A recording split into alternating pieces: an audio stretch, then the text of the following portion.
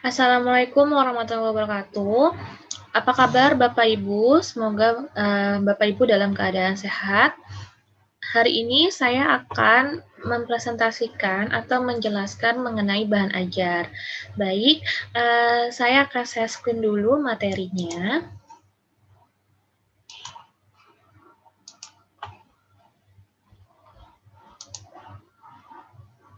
Nah, materi penyusunan bahan ajar dan rubrik penilaian ini dibuat oleh Dr.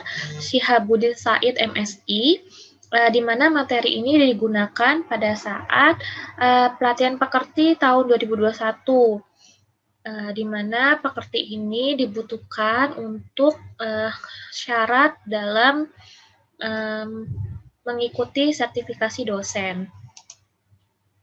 Tujuannya apa? Tujuannya agar peserta dapat memahami teknik penyusunan dan pengembangan bahan ajar, lalu peserta dapat memahami dan mengembangkan evaluasi dan rubrik penilaian. Pokok bahasannya yaitu yang pertama, teknik penyusunan buku sebagai bahan ajar, yang kedua, tahap pengembangan dan penyusunan buku sebagai bahan ajar, yang ketiga, lembar evaluasi bahan ajar, dan yang keempat adalah rubrik atau kriteria penilaian. Teknik penyusunan buku sebagai bahan ajar. Sebelum membahas secara teknis dan khusus tentang penyusunan buku ajar secara mendasar, perlu memahami mengenai yang pertama adalah bahan ajar, di mana bahan ajar ini adalah suatu materi perkuliahan atau pelajaran yang disusun secara sistematis sebagai sumber belajar untuk mencapai tujuan pembelajaran. Lalu menurut National Center for Competency Based Training tahun 2007, yaitu segala bentuk bahan yang digunakan untuk membantu dosen atau guru instruktur dalam melaksanakan proses pembelajaran. Yang ketiga, jenis bahan ajar banyak sekali jenisnya, mulai dari bahan ajar cetak, audio, visual, dan multimedia interaktif. Pendidik dapat menggunakan proyektor, laptop, website, media sosial, dan masih banyak lainnya. Lalu, dari keempat jenis bahan ajar tersebut, bahan ajar yang paling relatif mudah dibuat adalah bahan ajar cetak. Nah, ini adalah fungsi dari bahan ajar. Fungsi dari bahan ajar dibedakan menjadi 3 macam menurut Prastowo dalam Lestari tahun 2011. Di mana fungsi pembelajarannya itu terdiri dari pembelajaran klasikal, pembelajaran individual, dan pembelajaran kelompok. Di dalam fungsi bahan ajar dalam pembelajaran klasikal itu meliputi yang pertama sebagai satu-satunya sumber belajar serta pengawas dan pengendali proses pembelajaran, lalu sebagai bahan pendukung proses pembelajaran yang diselenggarakan. Sedangkan fungsi bahan ajar dalam pembelajaran individual antara lain sebagai media utama dalam pembelajaran, sebagai alat yang digunakan untuk menyusun dan mengawasi proses peserta didik dalam memperoleh informasi, dan sebagai penunjang media pembelajaran individual lainnya. Lalu, yang ketiga adalah fungsi bahan ajar dalam pembelajaran kelompok, yaitu sebagai bahan yang terintegrasi dengan proses belajar kelompok dengan cara memberikan informasi tentang latar belakang materi, informasi tentang peran orang-orang yang terlibat dalam pembelajaran kelompok, serta petunjuk tentang proses pembelajaran kelompoknya sendiri. Lalu yang kedua adalah sebagai bahan pendukung bahan belajar utama, dan apabila dirancang sedemikian rupa, maka dapat meningkatkan motivasi belajar peserta didik. Karakteristik bahan ajar menurut Widodo dan Jasmadi dalam Lestari 2013 ada 5. Yang pertama adalah self-instructional, yaitu bahan ajar dapat membuat peserta didik mampu membelajarkan diri sendiri dengan bahan ajar yang dikembangkan. Lalu, bahan ajar harus memuat tujuan yang dirumuskan dengan jelas. baik tujuan awal maupun tujuan akhirnya ya. Lalu yang ketiga adalah bahan ajar memudahkan peserta didik belajar secara tuntas dengan memberikan materi pembelajaran yang dikemas ke dalam unit-unit atau kegiatan yang lebih spesifik. Lalu yang kedua adalah self-content, yaitu bahan ajar haruslah memuat seluruh bagian-bagiannya dalam satu buku secara utuh untuk memudahkan peserta didik mempelajari bahan ajar tersebut. Lalu yang ketiga adalah stand alone atau berdiri sendiri, yaitu bahan ajar yang dikembangkan tidak tergantung pada bahan ajar lain atau tidak harus digunakan bersama-sama dengan bahan ajar lainnya. Lalu yang keempat adalah adaptif, yaitu bahan ajar hendaknya memiliki daya adaptif yang tinggi terhadap perkembangan ilmu dan teknologi untuk menambah pengetahuan peserta didik terkait perkembangan zaman atau lebih khususnya perkembangan ilmu teknologi. Lalu yang terakhir adalah user friendly, yaitu bahan ajar selayaknya hadir untuk memudahkan peserta didik untuk mendapat informasi dengan sejelas-jelasnya. Ini adalah jenis-jenis bahan ajar. Pengelompokan bahan ajar berdasarkan jenisnya dilakukan dengan berbagai cara oleh masing-masing ahli. Ini yang pertama menurut Henik DKK tahun 96. Nah, beliau mengelompokkan ada 5 jenis bahan ajar berdasarkan cara kerjanya, yaitu yang pertama, bahan ajar yang tidak diproyeksikan, seperti foto, diagram, display, model. Lalu ada bahan ajar yang diproyeksikan, seperti slide, film strip, overhead transparencies, proyeksi komputer. Lalu ada bahan ajar audio, seperti kaset dan compact disc. Ada lagi bahan ajar video, seperti video dan film, dan bahan ajar media atau komputer, misalnya komputer mediated instruction atau CMI, ada komputer based multimedia atau hypermedia. Sedangkan menurut Ellington dan Grace tahun 97, beliau mengelompokkan ada 7 jenis bahan ajar berdasarkan bentuknya. Ada bahan ajar cetak dan duplikatnya, bahan ajar display yang tidak diproyeksikan, bahan ajar display diam yang diproyeksikan, bahan ajar audio, ada bahan ajar audio dia menghubungkan dengan bahan visual diam. Ada lagi bahan ajar video, ada lagi bahan ajar komputer. Sedangkan menurut Rountree tahun 94, jenis bahan ajar dapat dikelompokkan ke dalam 4 kelompok berdasarkan sifatnya, yaitu ada bahan ajar berbasiskan cetak. Nah, yang termasuk di dalamnya itu ada buku, ada pamflet, ada panduan belajar peserta didik, bahan tutorial, terus ada peta, ada chart foto, bahan dari majalah dan koran, dan masih banyak lainnya. Ada lagi bahan ajar yang berbasiskan teknologi, seperti audio kaset, siaran radio, ada slide, ada film video, siaran TV, video interaktif, multimedia, dan masih banyak lainnya. Ada lagi bahan ajar yang digunakan untuk praktik atau proyek, seperti kit science, lembar observasi, lembar wawancara, dan lain-lain. Terakhir adalah bahan ajar yang dibutuhkan untuk keperluan interaksi manusia, terutama dalam pendidikan jarak jauh, misalnya adalah telepon dan video conference. Berdasarkan berbagai sudut pandang beberapa ahli, maka dapat dibagi menjadi 2 kelompok besar, yaitu jenis bahan ajar cetak, meliputi buku, modul, handout, dan lembar kerja, dan bahan ajar non-cetak, yaitu bahan ajar yang dikembangkan dari barang sederhana, bahan ajar diam, dan display video, audio, overhead, transparencies, atau OHT. Lalu kita akan membahas buku. Buku sebagai bahan ajar merupakan buku yang berisi ilmu pengetahuan hasil analisis terhadap kurikulum dalam bentuk tertulis.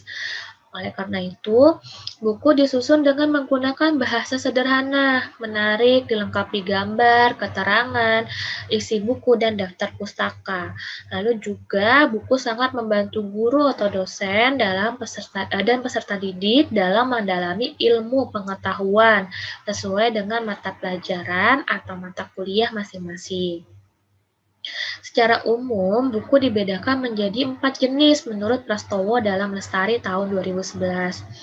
Yang pertama ada buku sumber, yaitu buku yang dapat dijadikan rujukan, referensi, dan sumber untuk kajian ilmu tertentu. Biasanya berisi suatu kajian ilmu yang lengkap. Ada buku bacaan, yaitu buku yang hanya berfungsi untuk bahan bacaan saja, misalnya cerita, legenda, novel, dan sebagainya. Ada lagi buku pegangan, yaitu buku yang bisa dijadikan pegangan guru atau dosen atau pengajar dalam melaksanakan proses pengajaran. Yang keempat adalah buku ajar atau buku teks, yaitu buku yang disusun untuk proses pembelajaran dan berisi bahan-bahan atau materi pembelajaran yang akan diajarkan. Handout. Handout adalah bahan tertulis yang disiapkan untuk memperkaya pengetahuan peserta didik. Ini menurut Prastowo dalam Lestari tahun 2011. Guru atau dosen dapat membuat handout dari beberapa literatur yang memiliki relevansi dengan kompetensi dasar yang akan dicapai oleh peserta didik. Modul adalah bahan ajar yang ditulis dengan tujuan agar peserta didik dapat belajar secara mandiri tanpa atau dengan bimbingan guru atau dosen. Oleh karena itu, modul harus berisi tentang petunjuk belajar, kompetensi yang akan dicapai, isi materi pembelajaran, informasi pendukung, latihan soal, petunjuk kerja, evaluasi, dan balikan terhadap evaluasi. Lalu terakhir adalah lembar kerja peserta didik atau LKS. Adalah materi ajar yang sudah dikemas sedemikian rupa, secara terstruktur dan terarah, membuat materi, ringkasan, dan tugas yang berkaitan dengan materi, sehingga peserta didik diharapkan dapat belajar secara mandiri. Teknik penyusunan bahan ajar cetak. Di sini ada beberapa ketentuan dalam teknik penyusunan bahan ajar cetak. Antara lain, yang pertama adalah judul atau materi yang disajikan dalam bahan ajar harus memuat kompetensi dasar atas materi pokok yang dicapai oleh peserta didik selama mengikuti proses pembelajaran. Lalu, penyusun bahan ajar cetak setidaknya ada 6 hal yang perlu dipahami, yaitu susunan tampilan bahan ajar jelas dan menarik. Adanya aspek susunannya, bahan ajar cetak sebaiknya disusun dengan urutan yang mudah, judul yang singkat dan padat, terdapat daftar isi, struktur kognitifnya jelas, serta terdapat rangkuman dan tugas pembaca. Lalu yang kedua adalah bahasa yang mudah, mampu menguji pemahaman, adanya stimulan seperti menarik untuk dilihat, serta tulisan yang ada pada bahan ajar cetak mendorong pembaca untuk berpikir dan menguji stimulan. Nyaman untuk dibaca dan sajiannya terstruktur, materi instruksional menyangkut pemilihan teks, bahan kajian, dan lembar kerja worksheet. Ini adalah pengembangan bahan ajar. Perlu dilakukan untuk membangun situasi pembelajaran secara dinamis dan tercapainya tujuan pembelajaran. Oleh karena itu, pada saat pembelajaran akan dilaksanakan, hendaknya seorang tenaga pendidik yang profesional harus memahami karakteristik isi pesan pembelajaran yang akan disampaikan, agar tidak salah dalam memilih strategi pembelajarannya. Lalu, adanya interaksi pembelajaran, pengelolaan kelas, dan pemilihan bahan pelajaran dan media pembelajaran, serta alat evaluasi yang akan digunakan. Tujuan pengembangan bahan ajar meliputi yang pertama, menyediakan bahan ajar yang sesuai dengan tuntutan kurikulum, menyediakan bahan ajar dengan mempertimbangkan kebutuhan peserta didik, membantu peserta didik memperoleh alternatif bahan ajar selain buku, teks yang sulit diperoleh, dan memudahkan dalam melaksanakan pembelajaran. Sebaiknya, bahan ajar yang didesain secara lengkap memuat isi dan ilustrasi yang menarik, akan stimulasi peserta didik untuk memanfaatkan bahan ajar sebagai sumber belajar. Yang kedua adalah bahan ajar dapat berperan sebagai bahan belajar mandiri apabila bahan pembelajaran didesain secara lengkap dan bahan ajar dilengkapi dengan tujuan pembelajaran atau kompetensi yang akan dicapai, materi pembelajaran yang diuraikan dalam kegiatan belajar, ilustrasi media, prosedur pembelajaran, latihan yang harus dikerjakan, dilengkapi dengan rambu jawaban, tes formatif yang dilengkapi dengan kunci jawaban, adanya umpan balik, dan daftar pustaka. Nah, ini adalah prinsip pengembangan bahan ajar terdiri dari 3, yaitu yang pertama relevansi atau kesesuaian, di mana bahan ajar relevan dan memiliki keterkaitan dengan pencapaian capaian belajar. Yang kedua adalah konsistensi atau keajegan, Kajian antara bahan ajar dengan capaian pembelajaran yang harus dikuasai mahasiswa. Misalnya, capaian pembelajaran yang harus dikuasai mahasiswa ada 4 macam. Maka bahan ajar yang harus diajarkan juga harus mengikuti 4 macam. Lalu adekuasi atau kecukupan. Maksudnya di sini adalah cukup memadai dalam membantu mahasiswa menguasai capaian pembelajaran yang diajarkan, dan bahan ajar tidak boleh terlalu sedikit dan tidak boleh terlalu banyak. Langkah pemilihannya, yang pertama kita mengidentifikasi capaian pembelajaran yang menjadi acuan atau rujukan pemilihan bahan ajar. Kemudian mengidentifikasi jenis-jenis materi bahan ajar, memilih bahan ajar yang relevan dengan capaian pembelajaran yang telah teridentifikasi, lalu memilih sumber bahan ajar. Nah, ini ada cakupan isi bahan ajar. Cakupan isi bahan ajar ada 3, yaitu pengetahuan, terdiri dari fakta, konsep, prinsip, dan prosedur. Adanya keterampilan, maksudnya kemampuan mengembangkan ide, memilih dan menggunakan bahan, menggunakan peralatan dan teknik kerja. Lalu yang cakupan terakhir adalah nilai atau sikap, di mana terdiri dari nilai kebersamaan, nilai kejujuran, nilai kasih sayang, tolong-menolong, semangat dan minat belajar, semangat bekerja, mau menerima pendapat orang lain. Nah, ruang lingkupnya atau skupnya itu terdiri dari 2, ada keluasan dan kedalaman. Di mana dalam keluasan ini kita menggambarkan berapa banyak materi atau isi yang dimasukkan ke dalam suatu bahan pembelajaran. Sedangkan kedalaman, seberapa detail konsep-konsep yang harus dipelajari atau dikuasai oleh mahasiswa. Nah, ini adalah urutan bahan ajar atau sequence. Terdiri dari pendekatan prosedural dan pendekatan hierarkis. Di dalam pendekatan prosedural, ini menggambarkan langkah-langkah secara urut sesuai dengan langkah-langkah melaksanakan suatu tugas. Sedangkan pendekatan hierarkis adalah menggambarkan urutan yang berjenjang, dari mudah ke sulit atau dari yang sederhana ke yang kompleks. Ini adalah teknik penyusunan buku ajar atau buku daras, yaitu buku ajar atau buku daras adalah buku teks yang digunakan sebagai standar pada mata kuliah atau pelajaran tertentu. Buku ajar memiliki karakteristik yang pertama sebagai sumber materi ajar, referensi baku mata kuliah atau pelajaran tertentu, disusun sistematis dan sederhana. Yang terakhir adalah terdapat petunjuk pembelajaran. Nah, buku ajar isinya keamanan nasionalnya ini isinya terdiri ada isi, cara penyajian, bahasa, dan ilustrasi dalam buku ajar selaras dan tidak bertentangan dengan peraturan perundang-undangan yang berlaku. Maka ini termasuk ke dalam keamanan nasional. Kita tidak boleh bertentangan dengan undang-undang. Nah, lalu yang kedua adalah isi buku ajar ya. Dalam menyusun isi buku pelajaran sebaiknya memuat sekurang-kurangnya bahan pelajaran minimal yang harus dikuasai peserta didik. Terus sesuai dengan kurikulum yang berlaku, relevan dengan tujuan mata pelajaran, memiliki nilai kebenaran ditinjau dari struktur keilmuan, sesuai dengan perkembangan ipteks dan kedalaman, serta keluasan isi buku sesuai dengan jenjang pendidikan.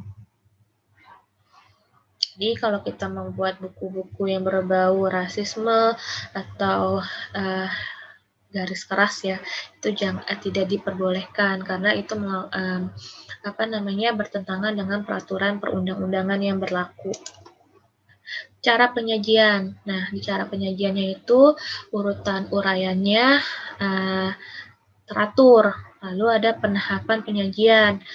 Terdiri dari sederhana ke kompleks, mudah ke sukar atau yang ke sulit, saling memperkuat bahan kajian terkait, menarik minat dan perhatian maha peserta didik, menantang dan merangsang maha peserta didik untuk mempelajari buku, pengorganisasian dan sistematika penulisan, memperhatikan aspek kemampuan maha peserta didik atau CAP.